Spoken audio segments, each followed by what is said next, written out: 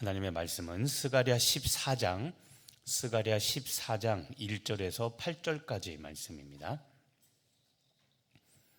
스가랴 14장 1절부터 8절까지 말씀. 자, 우리 찾으셨으면 다 같이 한 목소리로 같이 합독하겠습니다. 여호와의 날이 이르리라. 그날에 내 재물이 약탈되어 내 가운데에서 나누이리라. 내가 이방 나라들을 모아 예루살렘과 싸우게 하리니 성읍이 함락되며 가옥이 약탈되며 부녀가 욕을 당하며 성읍 백성이 절반이나 사로잡혀 가려니와 남은 백성은 성읍에서 끊어지지 아니하리라. 그때 여호와께서 나가사 그 이방 나라들을 치시되 이왕의 전쟁 날에 싸운 것 같이 하시리라. 그날에 그의 발이 예루살렘 앞 곧 동쪽 감람산에 서실 것이요 감람산은 그 한가운데가 동서로 갈라져 매우 큰 골짜기가 되어서 산 절반은 북으로 절반은 남으로 옮기고 그 산 골짜기는 아셀까지 이르리라. 너희가 그 산 골짜기로 도망하되 유다 왕 우시야 때 지진을 피하여 도망하던 것 같이 하리라. 나의 하나님 여호와께서 임하실 것이요 모든 거룩한 자들이 주와 함께 하리라. 그날에는 빛이 없겠고 광명한 것들이 떠날 것이라. 여호와께서 아시는 한 날이 있으리니 낮도 아니요 밤도 아니라 어두워 갈 때 빛이 있으리로다. 그날에 생수가 예루살렘에서 솟아나서 절반은 동해로 절반은 서해로 흐를 것이라. 여름에도 겨울에도 그러하리라. 아멘. 자, 오늘은 여호와의 날에 대한 말씀입니다. 여호와의 날. 자, 1절 첫 절을 보십시오. 여호와의 날이 이르리라. 자, 스가랴서는 예언이죠. 예언서. 그래서 마지막 때를 이야기합니다. 그 마지막 때를 여호와의 날 또는 그날이라고 표현합니다.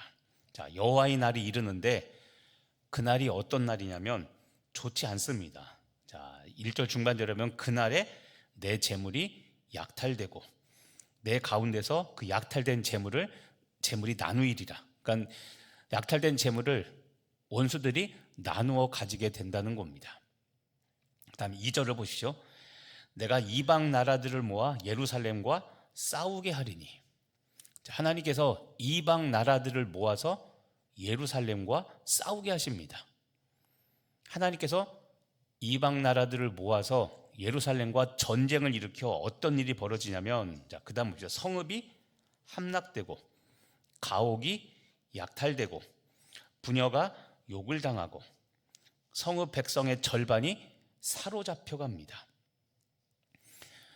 예루살렘이 당하는 일입니다. 예루살렘은, 여기서 말하는 예루살렘은 우리 믿는 사람들을 말하는 겁니다.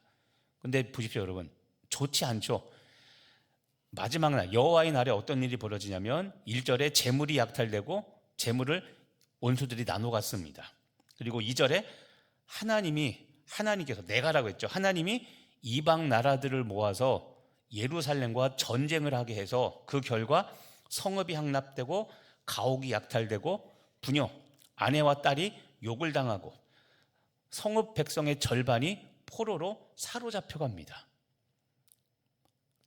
하나님께서 이 일을 하신다는 겁니다.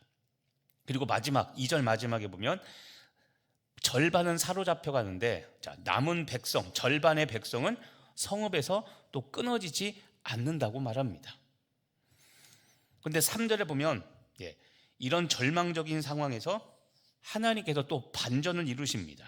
자, 그때 여호와께서 나가사 그 이방 나라들을 치시되, 여호와께서 이번에는 그 전쟁에 나가서 아까 2절에서 이방 나라들을 하나님이 모아서 예루살렘을 치게 하신다고 했죠. 근데 그 이방 나라들을 오히려 하나님께서 또 공격하셔서 물리치십니다. 그래서 4절에 우주적인 변화, 하나님께서 전쟁에 참여하셔서 전쟁이 갑자기 확 바뀝니다. 4절에 보시면 그날 이방 나라들이 와서 공격하고 하나님께서 직접 싸우신 그날에 예루살렘 앞 곧 동쪽 감람산에 하나님께서 서십니다. 그 결과 감람산은 한가운데가 동서로 갈라져서 중간에 매우 큰 골짜기가 생깁니다.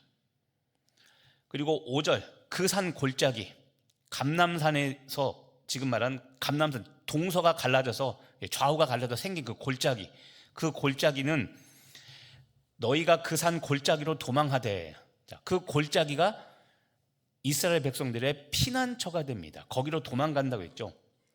피난처가 되고 유다 왕 우시야 때에 지진을 피하여 도망하던 것 같이 그것이 피난처가 될 거라고 말씀합니다.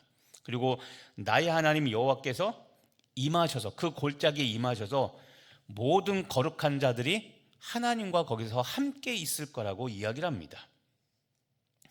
6절과 7절, 8절에는 새 창조가 기록되어 있습니다. 자, 그 하나님께서 직접 참여하셔서 원수들을 물리치는, 그리고 그 골짜기에 임하신 그때, 그날에는 6절, 빛이 없겠고 광명한 것들이 떠날 것이라. 빛이 없고 광명한 것들, 해, 달, 별 이런 것들이 사라진다고 말합니다. 7절, 왜 사라지냐면 여호와께서 아시는 한 날이 있게 되는데, 자, 낮도 아니고 밤도 아니고 어두워져 갈 때 빛이 있다.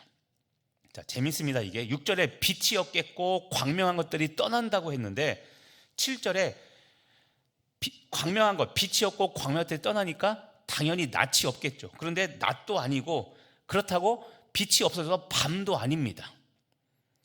어두워져 갈 때 빛이 있으리라. 여기서 말하는 7절 빛은 지금까지 우리가 경험해 보지 못한 새로운 빛이 임한다는 겁니다. 자, 전쟁이 나서 예루살렘 백성들이 막 재산, 그 다음에 가족 다 잃습니다. 그런데 갑자기 3절에 하나님께서 다시 나타나셔서 이방 민족들을 치십니다. 반전에 반전이 일어나죠. 그리고 나서 새 역사가 창조된다는 의미인 겁니다. 마지막 날 하나님께서 심판하시면 우리가 말하는 새 예루살렘, 천국이 임하는 것처럼 마치 그것을 보는 것 같은 겁니다. 그래서 7절에 어두워져 갈 때 빛이 있으리라. 이거는 지금까지 우리가 보지 못한 새로운 창조가 하나님께서 새로운 창조를 이루신다는 겁니다. 그래서 8절, 그날의 생수가 예루살렘에서 솟아나서 절반은 동해로, 절반은 서해로 흐르고 여름과 겨울에도 사시사철 계속 그 생수가 흘러나는 새 창조, 새 땅이 만들어질 것이라고 하나님께서 여호와의 날, 마지막 때의 날을 이야기하고 있는 겁니다. 자, 보시면 오늘 여호와의 날이 어떤 날이냐면 심판과 회복이 동시에 일어난다는 겁니다. 심판과 회복. 자, 심판은 아까 말한 것처럼 1절에 재물이 약탈되고 재물이 나뉘어지고, 2절에 성읍 함락되고 약탈되고 부녀가 욕을 당하고 성읍 백성의 절반이나 사로잡혀가는 거, 이게 심판입니다. 보면 별로 좋은 내용이 아니죠. 근데 심판이 일어나는데 또 회복이 있다는 것이 중요합니다. 이걸로 끝나지 않고 회복이 있습니다. 회복 중에 중요한 게 무엇이냐면 2절 마지막 절에는 백성의 절반은 사로잡혀 가지만 남은 백성이 성읍에서 끊어지지 않는다고 그랬죠. 자, 종종 이야기했지만 기억해야 됩니다. 구약의 중심 사상 중에 남은 자 사상, 그루터기 사상이라는 것이 있다고 했습니다. 그게 무엇이냐면 모든 백성이 다 타락해도, 모든 백성들이 다 범죄하고 타락해도 타락하지 않고 범죄하지 않고 끝까지 믿음을 지키는 소수의 사람들이 항상 남아있다고 했습니다. 그게 누구냐면 아브라함, 이삭, 야곱으로 대표되는 믿음의 조상들, 그리고 그 이후에 요셉, 모세, 여호수아, 그 다음에 12명의 사사, 그 다음 이어지는 선지자들, 이 소수의 의인들, 다수가 범죄하고 다수가 하나님을 떠나도 소수의 믿는 사람들이 끝까지 남아있는데 하나님은 이 남은 자들을 통하여 하나님의 역사를 이루어 가신다고 했습니다. 구약의 대표적인 게, 그래서 중요한 게 무엇이냐면 이 남은 자 안에 우리가 있어야 된다고 그랬죠. 내가 신앙생활을 할 때 착각하지 말아야 될 게, 남들이 안 지키고 남들이 범죄하니까 나도 한다? 그러면 여러분 마지막 때 나도 멸망당하는 겁니다. 마지막 심판 때 쟤도 저랬잖아요. 자, 예를 들어서 목사도 저렇게 살았는데 나도 이렇게 살지 말란 법이 있습니까? 그러면 하나님은 그러냐? 그게 아니라 너는 나를 믿어야지 왜 목사를 바라봤냐라고 나도 심판당한다는 겁니다. 중요한 것은 의인, 대표적인 게 뭐라고 했습니까? 소돔과 고모라라고 했어요. 소돔과 고모라.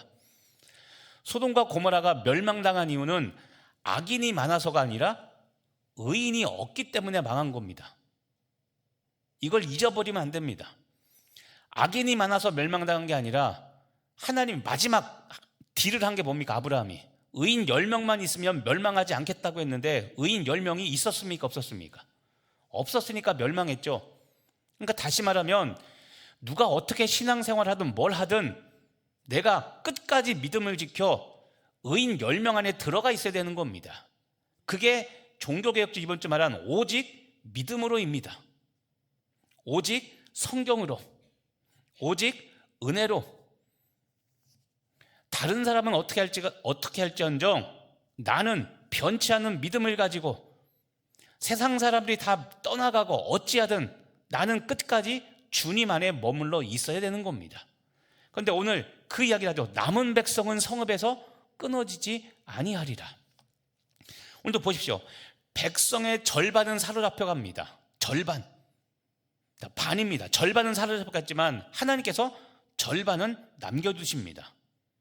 그럼 오늘 여러분에게 스스로에게 질문을 던져야 됩니다. 나는 이 남은 자는 목숨을 살려준 것만이 아니라 고통과 고난 속에서도 살아가야 되는 사람들인 겁니다. 제가 항상 했죠. 만사형통해서 예수 믿으면 모든 일이 잘 되는 것이 아니라 예수 믿고 살아보십시오. 얼마나 많은 환난과 고통이 있나. 근데 그럴 수밖에 없다고 그랬죠. 왜냐하면 하나님의 말씀대로 살아가면 세상과 부딪힐 수밖에 없다고 그랬습니다. 그래서 오늘 표현들 심각하지만 1절에 재물이 약탈된다, 성읍이 양납되고 가옥이 약탈되고 내 아내와 딸들이 욕을 당하고 이런 일들이 벌어지죠. 이게 뭡니까? 지금 우리가 예수를 믿고 살아갈 때 앞으로 우리에게 남은 일들입니다. 상징적인 것이죠. 자, 예수를 믿는데 돈을 더 잘 벌지 못합니다. 정직하게 장사하니까 손해를 보죠. 그게 뭡니까? 재물이 약탈되는 거죠. 믿음대로 살았더니 더 형편이 나아지는 것이 아니라 더 어려워집니다. 그러니까 잊지 말할 게 무엇입니까? 우린 의인의 고난을 이상한 것으로 여기지 말고 그것을 끝까지 참고 견뎌내는 성도가 돼야 되죠. 말세는 심판이 있습니다. 하지만 회복이 있습니다. 오늘 그것을 이야기하는 겁니다. 그래서 남은 백성은 성읍에서 절반은 끊어지지 않고 반전이 일어나죠. 3절에 여호와께서 그 원수들 이방 나라들을 오히려 이제는 치십니다. 자, 2절을 다시 한번 보시죠. 2절에 내가 이방 나라들을 모아 예루살렘과 싸우게 한다고 했죠. 하나님이 이방 백성 원수들을 모아서 예루살렘과 싸우게 했는데 그런데 3절에는 갑자기 싹 바뀝니다. 그때 여호와께서 나가사 이방 나라들을 치십니다. 그래서 4절에 예루살렘 감람산에서 동과 서로 갈라지게 해서 큰 골짜기를 만드시고 5절에 그 골짜기로 피난처가 되게 하사 남은 백성들을 하나님께서 보호하십니다. 그리고 6, 7, 8절 하나님께서 새 창조, 마치 천지 창조하듯이 빛이 사라지고 광명한 것들이 없어지고 새 빛, 어두워져 갈 때 새 빛이 있게 하시고 8절 마지막 날 생수가 흘러서 모든 백성들이 그 생수를 먹고 마시고 살게 하십니다. 자, 오늘 이야기했지만 오늘 우리가 여러분 이것을 생각해 보십시오. 오늘 하나님이 어떤 분입니까? 병주고 약주고 다 하죠. 심판도 있고, 그렇죠? 아까 말한 재물 약탈되고 예루살렘과 이방 나라가 싸우게 해서 모든 거 다 잃어버리게 하는데 갑자기 3절부터 회복이 일어나죠. 자, 이겁니다, 여러분. 병주고 약주고 하시는 하나님의 행동이 여러분 이해가 되십니까? 이게 의미하는 게 무엇일까요? 자, 이겁니다. 여러분, 모든 주권은 하나님께 있다는 것을 잊지 말아야 됩니다. 우리를 흥하게 하시는 것도 하나님이시오. 우리를 다시 잘되게 회복시키는 것도 하나님이십니다. 좀 전에 얘기했지만, 자, 흥하게 하는 것도 우리를 망하게 하는 것도, 망한다는 말이 껄끄럽지만, 자, 우리가 고난 중에 있게 하는 것도 하나님이시고 회복시키는 것도 하나님입니다. 다시 말하면 모든 주권이 하나님께 있습니다. 이걸 잊지 말아야 됩니다. 기독교 신앙은 이것이 핵심입니다. 모든 재물과 가족을 잃게 하시는 이 하나님이 백성 절반을 남겨두십니다. 그리고 친히 하나님께서 이방 나라들을 물리치십니다. 이게 뭡니까? 고난의 날조차도 하나님의 손에 있다는 것을 잊지 말아야 되는 겁니다. 여러분 중에 고난이 없길 바라지만 고난은 있습니다. 고난이 없다면 그것은 참된 신앙 아닙니다. 야고보서에 뭐라고 말씀하십니까? 사랑하는 자마다 채찍질 하신다고 그랬죠. 우린 채찍이 하나님께 무슨 말이냐라고 이야기하는데 하나님은 믿는 자들에게 그렇게 하십니다. 우리를 못되게 하려는 것이 아니라 고난조차도 하나님 손에 있고 그 고난에서 회복시키는 것도 하나님의 주권하에 있다는 것을 우리는 믿고 깨달아야 됩니다. 자, 우리들이 신앙생활에서 겪는 어려움이 이겁니다. 왜냐하면 무엇이냐면 믿는 우리들도 세상에서 외면당하고 고난당하는데 그렇다면 내가 굳이 예수 믿으며 살 필요가 무엇인가? 이런 고난 당할 거라면 내가 왜 굳이 신앙생활을 하는가? 자, 예수 처음 믿을 때 이거에 대한 확실한 믿음이 없고 확실한 경험이 없으면 떠나가든가 아니면 평생 그냥 어린아이 신앙으로 살게 되는 겁니다. 자, 여러분 다시 한번 이야기합니다. 우리를 향한 하나님의 사랑은 변하지 않습니다. 이것에 대한 믿음이 없으면 우리 신앙은 헛것입니다. 우린 고난 없이 잘 되기만 바라는데 그게 아니라 고난은 반드시 있습니다. 의인의 고난을 겪어보지 못했다면 그것은 참된 신앙 아닙니다. 오늘도 여러분이 예수를 믿고 다니는데 잘 풀리는 일이 있는 반면 잘 안 되는 일이 있을 겁니다. 근데 안 될 때 우리는 안 되는 그 사람, 나를 반대하는 사람을 원수로 여기고 제거하려고 그러고. 근데 예수님을 보십시오. 얼마나 3년 동안 공생하는데 핍박을 받으셨습니까? 예수님이 잘못한 것입니까?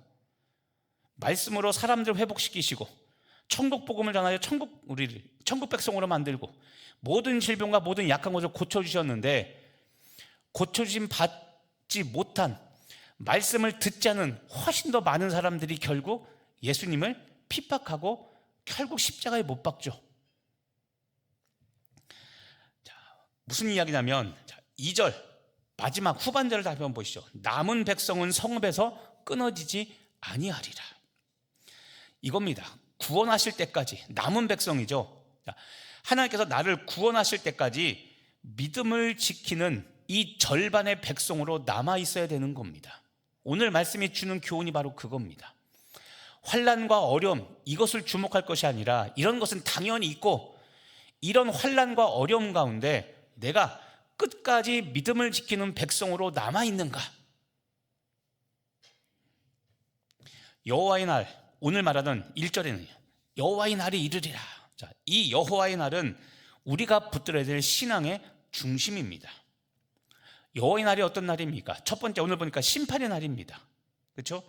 그런데 이 심판의 날은 하나님의 주권의 날이기도 합니다. 아까도 말했지만 고난도 형통도 다 하나님의 주권 속에 있는 겁니다. 요즘 어려운 일이 있다면 요즘은 하나님께서 나에게 베푸신 고난의 날이구나, 여호와의 날 중에 고난의 날이구나라고 여기시면 되는 것이고 믿음 잃지 말고 남 탓하지 말고 하나님 원망하지 말고 얇은 기복신앙에 빠지지 말고 끝까지 믿음 지켜서 이 여호와의 날 심판의 날에 하나님의 주권을 경험해서 친히 싸우시는 하나님, 아까 얘기했죠. 우리가 이해할 수 없는 겁니다. 병 주고 약 주신 하나님. 근데 여러분 그 모든 것은 하나님의 주권 속에 있음을 믿고 끝까지 믿음을 지키며 살아가는 여러분 되시길 간절히 바랍니다. 다시 한번 이야기하지만 요즘 여러분의 고난이 무엇입니까?